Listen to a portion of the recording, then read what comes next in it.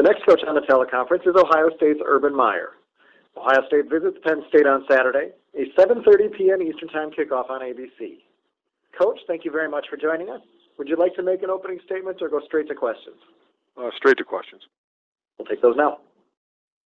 To ask a question, please press star 1 on your telephone keypad. As a reminder, if there are no questions in the queue following 2 prompts, we will conclude that coach's portion of the call. Your first question is from Dan Murphy, ESPN. Hey, Urban, I had a question for you about Penn State's offense and how, obviously they've continued their success without some of their big stars, but how it looks different with guys like Miles Sanders and KJ Hamler being sort of the main guys this time around. Yeah, you have to give them credit because Miles Sanders pops right in there, and he's an outstanding player. We kind of saw glimpses of that last year, so a lot of respect for him. But the quarterback's the guy that gets this thing going, and he's in a good scheme for what his skill set is. And I did an interview earlier. The thing that makes this whole thing go is his competitive spirit, and that's what makes their offense so good. And their offense line. I was just visiting with our defensive staff, and they think this is one of the better offensive lines they've seen. Thanks. Your next question is from John McConnell, Central Daily Times. Hi, Urban. Thanks for your time. Obviously, some different players involved this time around, but what do you remember from the 2016 whiteout game here at Penn State, and does anything kind of stick with you from that night in particular? Yeah, it's just a very difficult environment. If I remember right, we took a lead and they came back, but we've had great games with Penn State over the years, and I mean, well before I got here, and Coach Franklin, and there's going to be, great games. It's just two great storied programs, and in tough environments. When they come here, it's tough. When we go there, it's tough. So I do remember it, obviously, and we have a lot of respect for Penn State.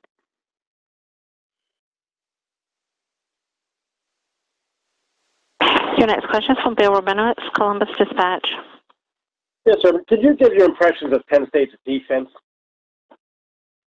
Yeah, there's a bunch of new starters, but a very good, very active front. Schematically, they're pretty much the same that they've always been, which is they can rush it from both sides and both edges of the offense. But they understand their scheme, and when we were really studying how many returning starters, they play like they've been starters, but they've played a lot in the past. But their defense line is very active and play great with their hands. And in a game like this, knowing how potent they are on offense, how important is it for your offensive line and the running game to really get going? Yeah, you have to stay on schedule, and this is a team that takes great pride in getting off a schedule with their pressures. So, yeah, it's going to be a move the chains type of game and continue to get first downs and play field position. Thanks, Irvin. Your next question is from Heather Dennick, ESPN. Urban, now that we've had 4 years of the playoff system, how would you describe your understanding of how the decisions are made in that committee meeting room? Boy, that's out of right field here. I've been so concentrated on what's going on. I think they do a great job. I think it's if you have 6, then there's the 7th, 8th team going to be unhappy. If you have 8th, 9th, and 10th team are going to be unhappy. So I don't know exactly. I know Gene Smith's involved, but we rarely talk about it. Our job is to go compete and win games and not worry about that stuff. So all due respect, I just haven't given it much thought. On that same note, what do you do specifically to keep your team focused on the game as opposed to the implications surrounding it? Oh, there's no issue with that. This is all about getting ready for a very good team. Thank you.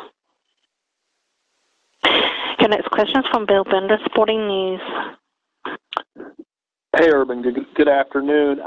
This is kind of the same question I asked Coach Franklin. When it doesn't happen often that 2 Big Ten teams are averaging over 50 a game. Obviously, both teams are doing that. So, as a coach, what's the most maybe challenging part of game planning when you know that, on paper at least, it looks...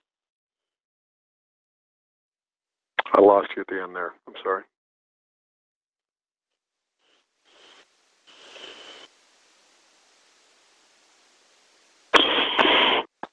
Your next question is from Ken Rhoda, WHBC Radio.